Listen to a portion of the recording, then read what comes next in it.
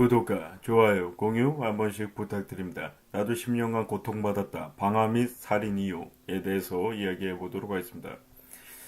저는 말씀드리고 싶은 게 이분이 이미 그 실명이 공개가 됐을 거예요. 예, 얼굴도 공개가 됐는데 정말 모처럼 참 범인같이 생긴 사람이 범인이었다.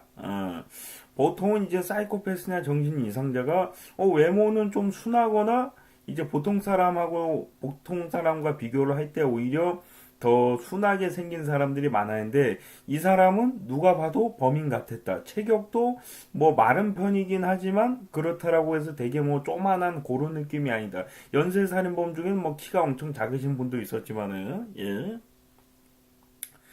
근데 이분이 뭐 유가족한테 하고 싶은 말이 없냐고 하니까 죄송합니다 하면서 자기도 10년 동안 고통받았다. 자기가 피해를 본 것에 대해서 제대로 된 수사도 해줬으면 좋겠다. 뭐 이런 얘기를 하더라고요. 아유, 또라이 새끼가 또라이 같은 말만 짓거리죠. 예. 아니, 강간당한 사람이 지나가는 아무 사람이나 붙잡고 강간해도 되겠습니까? 예, 말 같지도 않은 얘기를 짓거리고 있죠. 예, 내가 배때기에 칼이 찔렸어요. 그래서 지나가는 사람 아무나 붙잡고 칼로다가 쑤시면 되겠습니까? 예, 말도 안 되는 얘기를 짓거리고 계시네요. 또라이니까 뭐 어쩔 수 없겠지만, 예. 자, 뭐 자세한 것은 이제 또 조사를 하고 있다고 해요. 근데 더 웃긴 거는 이 인터뷰를 한 당시가 이제 이 가해자가 방화 및 살인자의 이 범인이 손에 상처가 나서 치료를 받으러 병원에 갔다가 나오는 길에 이 인터뷰를 한 건데 치료는 왜 해주는 거야? 응? 아니 좀 다친 채로 있으면 안 되나 그 살인자가 아니 사형을 처한 것도 아니고 손 좀 다쳤다고 병원에 왜 데려갔어? 좀 그 정도는 고통받아도 될 것 같은데 원래 법대로 하면은 사형이에요. 예. 아 근데 사형을 안 하는 대신에 그 손 치료 좀 안 받으면 안 되나? 그러고서 뭐 굉장히 띠꺼운 표정으로다가 면상 자체가 범인상인데 표정조차도 띠꺼워 반성이라는 것은 전혀 보이지 않아요. 죄송하지만 저도 어려움 10년간 고통 속에 살아왔어요. 그런 얘기를 고통 속에 살아왔으면 그래도 되는 거냐는 얘기입니다. 제가 봤을 때 예, 말도 안 되는 얘기를 하고 있는데 또라이의 마음은 우리가 또라이가 돼봐도 도저히 이해를 할 수가 없는 건데 제가 지난번에도 한번 얘기했던 게 이런 사람들 묻지마 살인을 하는 사람들이 대부분은 자기가 겪었던 일 있잖아요. 나 혼자만 고통스럽고 나 혼자만 힘들 수 없다. 딴 사람한테 화풀이를 하듯이 하는 경우도 있었습니다. 뭐 여성 혐오를 해서 이제 여성을 살해를 한 사건도 있었고 지나가는 사람 아무나 붙잡고 살해를 한 사건도 있었고 그리고 본인이 학교에서 학교 폭력을 당했다는 이유로다가 지나가는 아무나 붙잡고 뭐 두들겨 패는 사건도 있었고 이 모든 것이 묻지마 이제 폭행과 살인이었는데 이유는 단순했습니다. 내가 고통받아서 너무 힘들어서 예. 정신병자이기 때문에 이게 가능한 거다 이렇게 볼 수도 있는데 도저히 뭐 납득이 되지가 않고요. 예, 그러고도 반성조차 하지 않는다는 게 참 대단합니다. 예, 뭐 존경까지 해드릴 수는 없고 그냥 굉장하신 분인 것 같습니다. 어떻게 생각하면 그렇게 살 수 있을까 이런 생각이 좀 들고요. 예. 이분 때문에 지금 엄청난 피해를 보신 분들이 있습니다. 돌아가신 분도 있고요. 예. 그러니까 본인은 살아있잖아. 본인도 죽던가. 본인은 버젓이 살아있으면서. 예. 10년 동안 고통, 이게 뭐냐면은, 자기가 성추행 당했어. 아, 너무 고통스러운 거야. 그 지나가는 사람을 강간한 거나 마찬가지고, 자기가 기싸대기를 맞았어. 너무 힘든 거야. 너무 고통받은 거야. 그 지나가는 사람 붙잡고서 칼로다가 20방 뭐 쑤시고 그런 거랑 같은 얘기야. 자기가 받은 고통에 비해서 지나가는 사람한테 과하게 처벌을 한 거나 마찬가지입니다. 처벌도 아니지. 화풀이지. 뭐 묻지마 살인이라는 게 원래 그런 거지만은, 뭐 도저히 뭐 이해가 안 되고요. 예, 왜 본인이 10년 동안 고통을 받았다고 다른 사람들은 더 심한 고통을 받고 살아야 하는 건지. 그리고 다시 한번 느낀 거지만은 왜 풀어줬냐. 여, 뭐 어떤 데는 7번이란 얘기도 있는데 보편적으로 8번 정도가 맞는 것 같아요. 뭐 7번도 뭐 8번에 가깝잖아요. 뭐 아무튼간에 한두 번만 신고를 받고 조사받은 게 아니란 말이에요. 여러 번 조사를 받았는데 그때마다 왜 풀어줬는가? 예.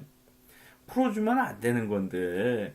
그리고 만약에 정말 본인이 화풀이의 목적으로 그렇게 했다고 칩시다. 그동안 뭐 진짜 뭐 오물을 뿌리고 욕설을 하고 화풀이 해왔잖아요. 그동안. 근데 왜 불까지 찌르고 칼까지 찔렀냐는 얘기예요. 그 전에 했던 화풀이는 뭐였냐는 얘기입니다. 예. 그 전에도 화풀이 할 걸 다 하고서 왜 나중에 불까지 질러서 칼로다가 난도질을 한 건지. 예. 화풀이는 어디까지 해야지 화풀이가 마무리가 될 수 있는 경찰에 체포가 돼서 이제 수감을 할 때까지 그 화풀이는 끝나지가 않는 건지. 예. 경찰은 이거를 정말 강제 입원시켰어야 되는 겁니다. 예.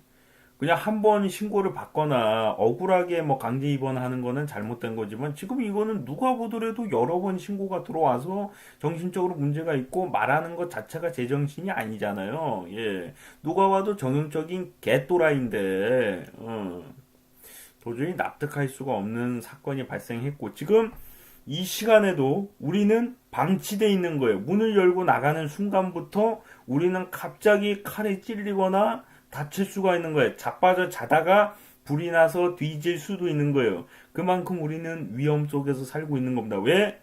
강제 입원 안 시키기 때문에. 강제 입원 시키더라도 한두 번은 봐줄 수가 있는 거예요. 모든 정신병자들이 한 번 풀려나자마자 바로 뭐 살해를 한다라는 보장은 없는 거기 때문에 한두 번은 풀어줄 수가 있어요. 그렇기 때문에 여러 번 조사를 받은 사람이 깜빵에 가거나 강제 입원을 하더라도 정신병원에 그럼에도 우리는 이 위험 속에서 피해를 볼 수밖에 없는 건데 위험 요소가 살아 있는 건데 그마저도 만약에 강제 입원을 안 시키면은 8번 뭐 7번 이렇게 신고가 들어왔는데도 그러면 우리는 살 수 있는 방법이 없는 거예요. 예. 언제 죽을지 모르는 거야. 언제 죽을지 모른다는 말이 뭐 이 사건이 아니더라도 뭐 여러 가지 경우가 있겠지만 적어도 언제 살해를 당할지 모른다라는 이 고통 속에서 두려움 속에서 살아갈 이유는 없습니다. 예. 법적으로 정신병자가 나에게 칼을 들고 오거나 정신병자가 나에게 화풀이를 했을 때 그거 좁혀서 죽여도 상관이 없다. 뭐 이런 법이 있으면 모르겠는데 그게 아니라 뭐 우리가 정신병자를 패면 우리가 오히려 처벌을 더 많이 당하는 경우도 있거든요. 예. 그러면은 제대로 뭐 신고를 해서 데리고 갔으면은 조사를 통해서 이 사람은 안 될 것 같다 하면 강제 입원이라도 시켰어야 되는데 강제 입원은 여러 번 신고가 들어왔는데도 안 하고 바로 풀어줬기 때문에 이 같은 일이 계속 발생을 한 거고 앞으로도 이런 일이 발생할 거라는 정말 한심한 결과가 나올 것 같아서 좀 걱정입니다.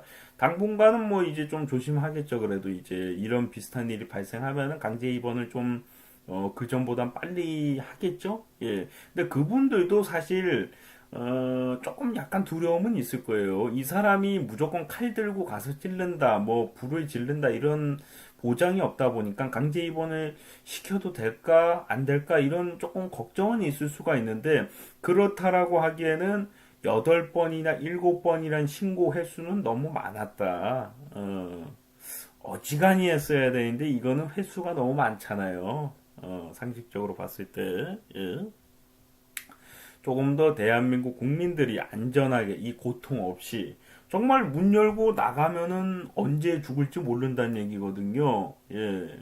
이런 두려움 속에서까지 우리가 인생을 살아가는 것 자체가 고통이고 두려움의 연속인데 이런 고통까지 우리가 받아야 되는 건지 좀 너무 슬픕니다. 예, 좀 제대로 된 규정과 제재 좀 일으켜 주셨으면 좋겠습니다. 구독과 좋아요, 공유 한 번씩 부탁드립니다.